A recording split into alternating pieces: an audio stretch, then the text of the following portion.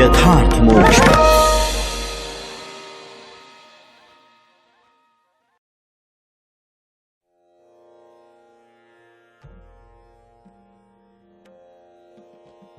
ओम नमो भगवते वासुदेवाय। श्रीमद् भागवत महापुराण दशम स्कंद उत्तरार्ध 50वां अध्याय जरासंध से युद्ध और द्वारकापुरी का निर्माण। श्री सुखदेव जी कहते हैं, भरतवंश शिरोमणि परीक्षित, कंस की 2 रानियां थीं, अस्ति और प्राप्ति। पति की मृत्यु से उन्हें बड़ा दुख हुआ और वे अपने पिता की राजधानी में चली गईं। उन दोनों का पिता था मगधराज जरासंध।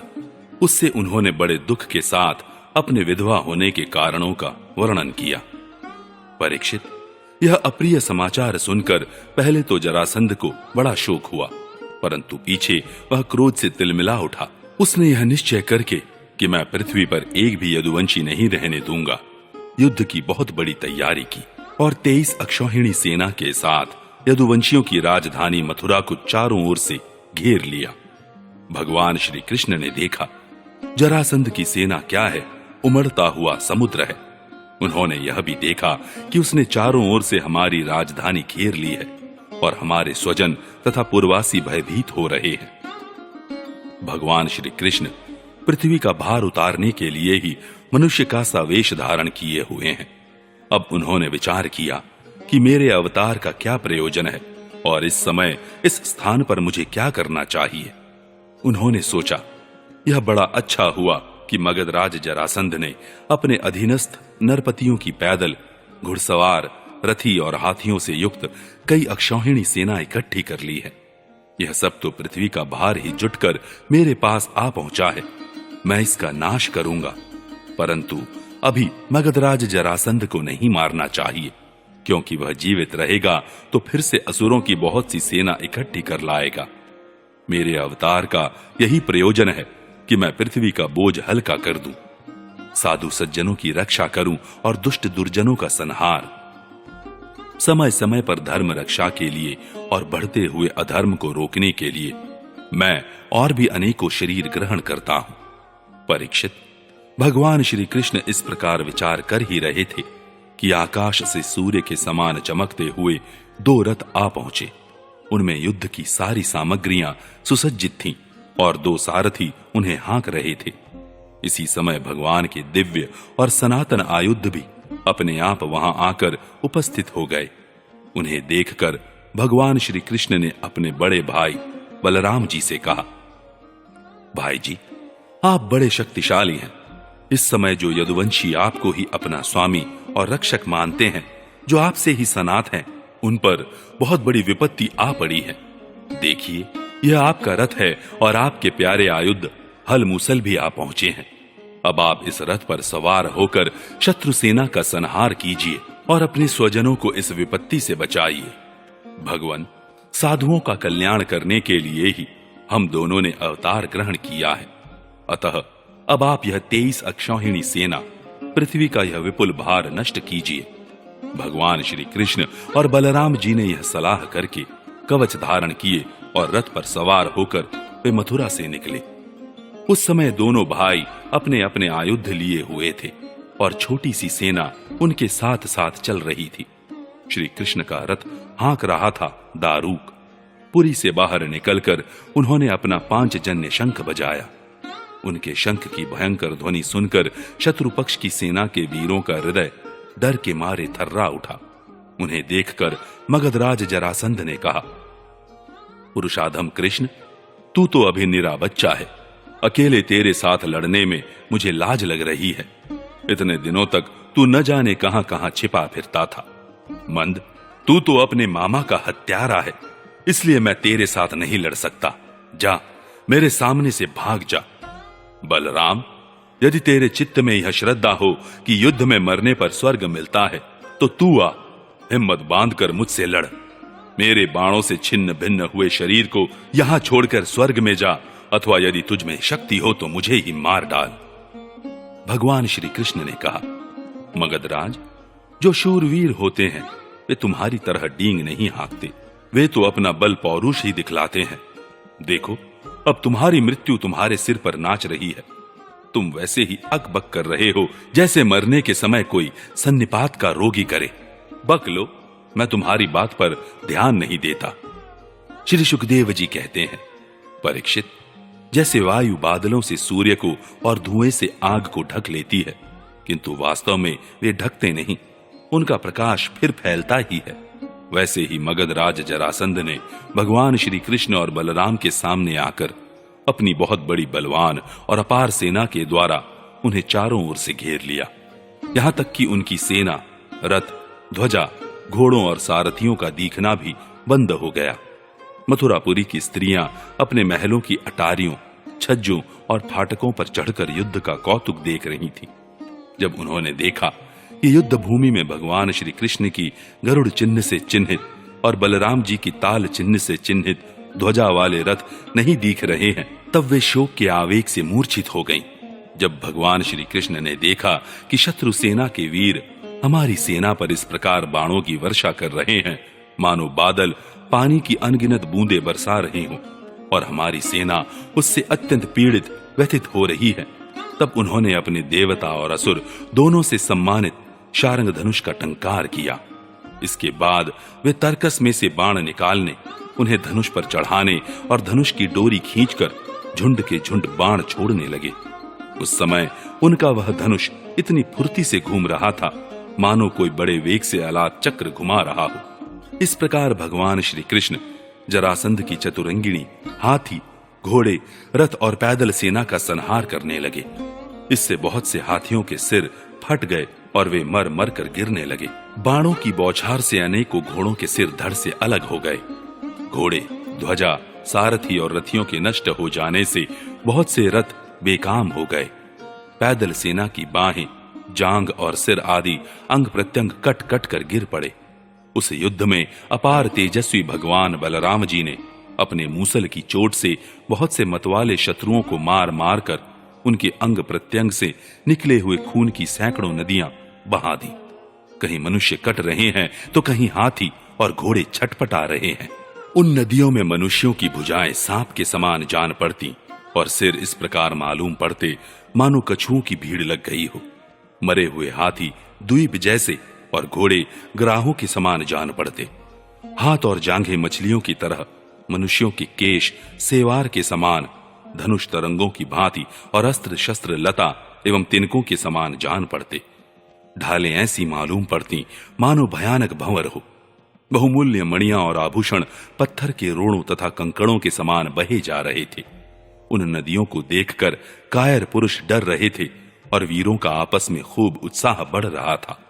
परीक्षित, जरासंध की वह सेना समुद्र के समान दुर्गम, भयावह और बड़ी कठिनाई से जीतने योग्य थी, परंतु भगवान श्री कृष्ण और बलराम जी ने थोड़े ही समय में उसे नष्ट कर डाला।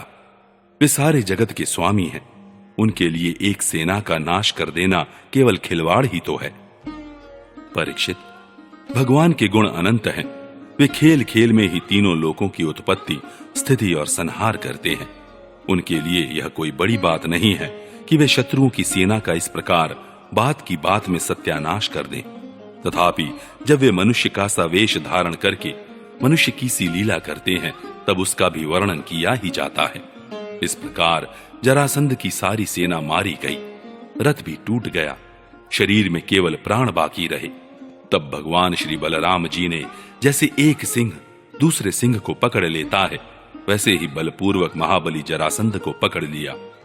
जरासंध ने पहले बहुत से विपक्षी नरपतियों का वध किया था, परंतु आज उसे बलराम जी वरुण की फांसी और मनुष्य के फंदे से बांध रहे थे।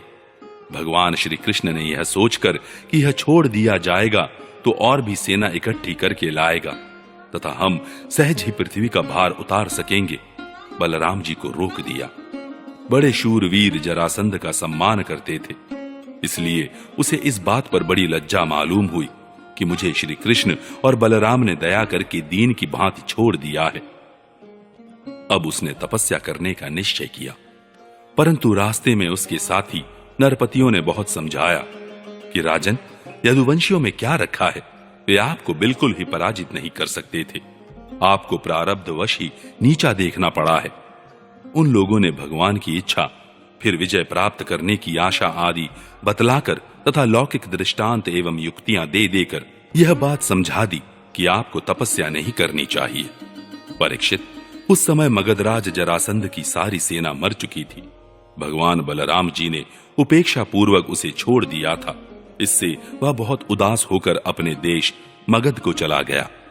परीक्षित, भगवान श्री कृष्ण की सेना में किसी का बाल भी बांका न हुआ और उन्होंने जरासंध की 23 अक्षौहिणी सेना पर, जो समुद्र के समान थी, सहज ही विजय प्राप्त कर ली।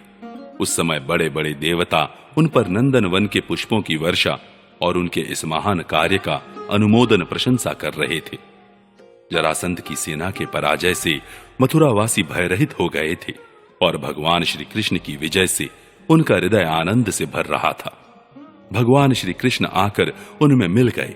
सूत, मागध और वंदीजन उनकी विजय के गीत गा रहे थे। जिस समय भगवान श्री कृष्ण ने नगर में प्रवेश किया, उस समय वहां शंख, नगारे, भेरी, तुरही, वीणा, बांसुरी और मृदंग आदि बाजे बजने लगे थे। मथुरा की एक एक सड़क और गली में छिड़काव कर दिया गया था।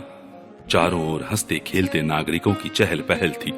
सारा नगर छोटी छोटी झंडियों और बड़ी बड़ी विजय पताकाओं से सजा दिया गया था। ब्राह्मणों की वेद ध्वनि गूंज रही थी और सब ओर आनंदोत्सव के सूचक बंधनवार बांध दिए गए थे। जिस समय श्री कृष्ण नगर में प्रवेश कर रहे थे, उस समय नगर की नारियां प्रेम और उत्कंठा से भरे हुए नेत्रों से उन्हें स्नेह पूर्वक निहार रही थी और फूलों के हार, दही, अक्षत और जौ आदि के अंकुरों की उनके ऊपर वर्षा कर रही थी।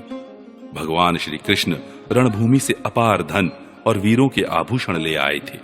वह सब उन्होंने यदुवंशियों के राजा उग्रसेन के पास भेज दिया। परीक्षित, इस प्रकार 17 बार 23 अक्षौहिणी सेना इकट्ठी करके मगधराज जरासंध ने भगवान श्री कृष्ण के द्वारा सुरक्षित यदुवंशियों से युद्ध किया। किंतु यादवों ने भगवान श्री कृष्ण की शक्ति से हर बार उसकी सारी सेना नष्ट कर दी। जब सारी सेना नष्ट हो जाती, तब यदुवंशियों की उपेक्षा पूर्वक छोड़ देने पर जरासंध अपनी राजधानी में लौट जाता। जिस समय 18वां संग्राम छिड़ने ही वाला था, उसी समय नारद जी का भेजा हुआ वीर कालयवन दिखाई पड़ा। युद्ध में कालयवन के सामने खड़ा होने वाला वीर संसार में दूसरा कोई न था। उसने जब यह सुना कि यदुवंशी हमारे ही जैसे बलवान हैं और हमारा सामना कर सकते हैं, तब 3 करोड़ मलेच्छों की सेना लेकर उसने मथुरा को घेर लिया।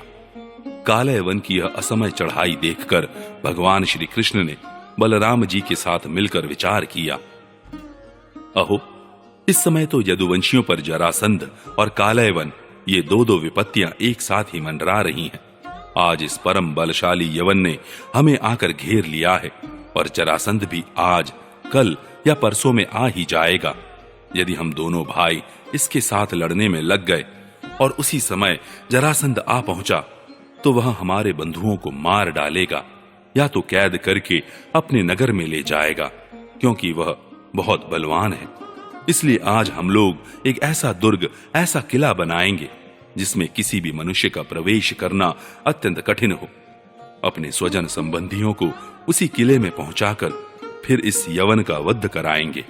बलराम जी से इस प्रकार सलाह करके भगवान श्री कृष्ण ने समुद्र के भीतर एक ऐसा दुर्गम नगर बनवाया जिसमें सभी वस्तुएं अद्भुत थीं और उस नगर की लंबाई चौड़ाई 48 कोस की थी। उस नगर की एक एक वस्तु में विश्वकर्मा का विज्ञान और शिल्पकला की निपुणता प्रकट होती थी। उसमें वास्तु शास्त्र के अनुसार बड़ी बड़ी सड़कों, चौराहों और गलियों का यथास्थान ठीक ठीक विभाजन किया गया था। वह नगर ऐसे सुंदर सुंदर उद्यानों और विचित्र विचित्र उपवनों से युक्त था, जिनमें देवताओं के वृक्ष और लताएं लहलहाती रहती थीं। सोने के इतने ऊंचे ऊंचे शिखर थे जो आकाश से बातें करते थे। स्फटिक मणि की अटारियां और ऊंचे ऊंचे दरवाजे बड़े ही सुंदर लगते थे। अन्न रखने के लिए चांदी और पीतल के बहुत से कोठे बने हुए थे। वहां के महल सोने के बने हुए थे और उन पर कामदार सोने के कलश सजे हुए थे। उनके शिखर रत्नों के थे तथा गच पन्ने की बनी हुई बहुत भली मालूम होती थी। इसके अतिरिक्त उस नगर में वास्तु देवता के मंदिर और छज्जे भी बहुत सुंदर सुंदर बने हुए थे। उसमें चारों वर्ण के लोग निवास करते थे और सबके बीच में यदुवंशियों के प्रधान उग्रसेन जी, वसुदेव जी, बलराम जी तथा भगवान श्री कृष्ण के महल जगमगा रहे थे। परीक्षित, उस समय देवराज इंद्र ने भगवान श्री कृष्ण के लिए पारिजात वृक्ष और सुधर्मा सभा को भेज दिया। वह सभा ऐसी दिव्य थी कि उसमें बैठे हुए मनुष्य को भूख प्यास आदि मर्त्य लोक के धर्म नहीं छू पाते थे। वरुण जी ने ऐसे बहुत से श्वेत घोड़े भेज दिए जिनका एक एक कान श्याम वर्ण का था और जिनकी चाल मन के समान तेज थी। धनपति कुबेर जी ने अपनी 8 निधियां भेज दी और दूसरे लोकपालों ने भी अपनी अपनी विभूतियां भगवान के पास भेज दी। परीक्षित, सभी लोकपालों को भगवान श्री कृष्ण ने ही उनके अधिकार के निर्वाह के लिए शक्तियां और सिद्धियां दी हैं। जब भगवान श्री कृष्ण पृथ्वी पर अवतीर्ण होकर लीला करने लगे, तब सभी सिद्धियां उन्होंने भगवान के चरणों में समर्पित कर दी। भगवान श्री कृष्ण ने अपने समस्त स्वजन संबंधियों को अपनी अचिंत्य महाशक्ति योग माया के द्वारा द्वारका में पहुंचा दिया। शेष प्रजा की रक्षा के लिए बलराम जी को मथुरापुरी में रख दिया और उनसे सलाह लेकर गले में कमलों की माला पहने बिना कोई अस्त्र शस्त्र लिए स्वयं नगर के बड़े दरवाजे से बाहर निकल आए। 51वां अध्याय, कालय वन का भस्म होना, मुचुकुंद की कथा। श्री सुखदेव जी कहते हैं, प्रिय परीक्षित, जिस समय भगवान श्री कृष्ण मथुरा नगर के मुख्य द्वार से निकले, उस समय ऐसा मालूम पड़ा मानो पूर्व दिशा से चंद्रोदय हो रहा हो। उनका श्यामल शरीर अत्यंत ही दर्शनीय था। उस पर रेशमी पीतांबर की छटा निराली ही थी। वक्ष स्थल पर स्वर्ण रेखा के रूप में श्रीवत्स चिन्ह शोभा पा रहा था और गले में कौस्तुभ मणि जगमगा रही थी। 4 भुजाएं थीं जो लंबी लंबी और कुछ मोटी मोटी थीं। हाल के खिले हुए कमल के समान कोमल और रत्नारे नेत्र थे। मुख कमल पर राशि राशि आनंद खेल रहा था। कपोलों की छटा निराली ही थी। मंद मंद मुस्कान देने वालों का मन चुराए लेती थी। कानों में मकराकृत कुंडल झिलमिल झिलमिल झलक रहे थे। उन्हें देखकर कालयवन ने निश्चय किया कि यही पुरुष वासुदेव है, क्योंकि नारद जी ने जो जो लक्षण बतलाए थे, वक्ष स्थल पर श्रीवत्स का चिन्ह, 4 भुजाएं, कमल केसे नेत्र, गले में वनमाला और सुंदरता की सीमा, वे सब इसमें मिल रहे हैं। इसलिए यह कोई दूसरा नहीं हो सकता। इस समय यह बिना किसी अस्त्र शस्त्र के पैदल ही इस ओर चला आ रहा है, इसलिए मैं भी इसके साथ बिना अस्त्र शस्त्र के ही लड़ूंगा। ऐसा निश्चय करके जब कालयवन भगवान श्री कृष्ण की ओर दौड़ा, तब वे दूसरी ओर मुंह करके रणभूमि से भाग चले और उन योगी दुर्लभ प्रभु को पकड़ने के लिए कालयवन उनके पीछे पीछे दौड़ने लगा। रण छोड़ भगवान लीला करते हुए भाग रहे थे। कालयवन पग पग पर यही समझता था कि अब पकड़ा तब पकड़ा।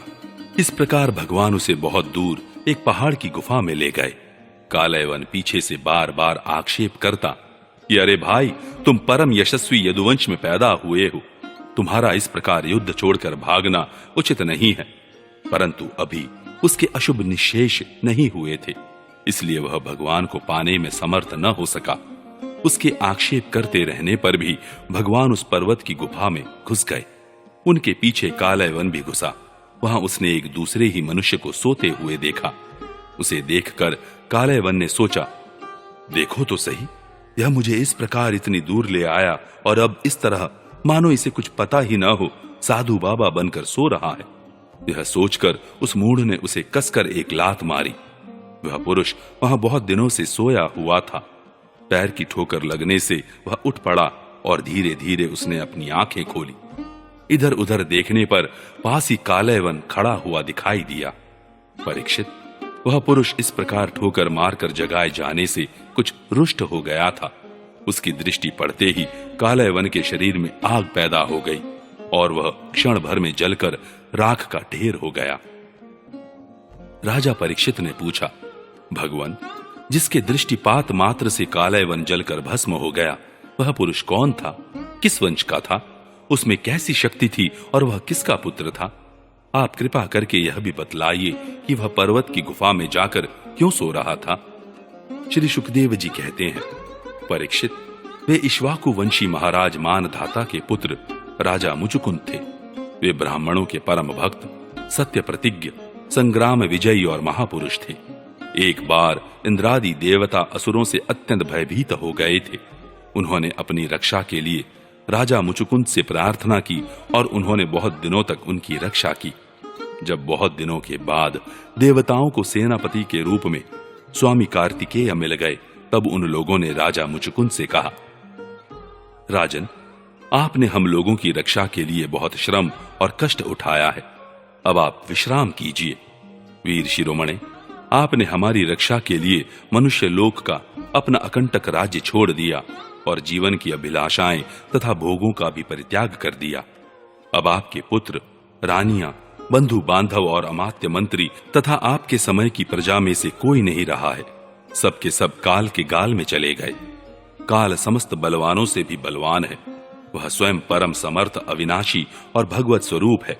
जैसे ग्वाले पशुओं को अपने वश में रखते हैं, वैसे ही वह खेल खेल में सारी प्रजा को अपने अधीन रखता है। राजन, आपका कल्याण हो। आपकी जो इच्छा हो हमसे मांग लीजिए। हम कैवल्य मोक्ष के अतिरिक्त आपको सब कुछ दे सकते हैं, क्योंकि कैवल्य मोक्ष देने की सामर्थ्य तो केवल अविनाशी भगवान विष्णु में ही है। परम यशस्वी राजा मुचुकुंद ने देवताओं के इस प्रकार कहने पर उनकी वंदना की और बहुत थके होने के कारण निद्रा का ही वर मांगा तथा उनसे वर पाकर वे नींद से भरकर पर्वत की गुफा में जा सोए। उस समय देवताओं ने कह दिया था कि राजन, सोते समय यदि आपको कोई मूर्ख बीच में ही जगा देगा तो वह आपकी दृष्टि पड़ते ही उसी क्षण भस्म हो जाएगा। परीक्षित, जब कालयवन भस्म हो गया, तब यदुवंश शिरोमणि भगवान श्री कृष्ण ने परम बुद्धिमान राजा मुचुकुंद को अपना दर्शन दिया। भगवान श्री कृष्ण का श्री विग्रह वर्षाकालीन मेघ के समान सांवला था। रेशमी पीतांबर धारण किए हुए थे। वक्ष स्थल पर श्रीवत्स और गले में कौस्तुभ मणि अपनी दिव्य ज्योति बिखेर रहे थे। 4 भुजाएं थीं। वैजंती माला अलग ही घुटनों तक लटक रही थी। मुख कमल अत्यंत सुंदर और प्रसन्नता से खिला हुआ था। कानों में मकराकृति कुंडल जगमगा रहे थे। होठों पर प्रेम भरी मुस्कुराहट थी और नेत्रों की चितवन अनुराग की वर्षा कर रही थी।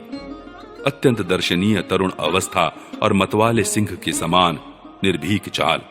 राजा मुचुकुंद यद्यपि बड़े बुद्धिमान और धीर पुरुष थे, फिर भी भगवान की यह दिव्य ज्योतिर्मय मूर्ति देखकर कुछ चकित हो गए।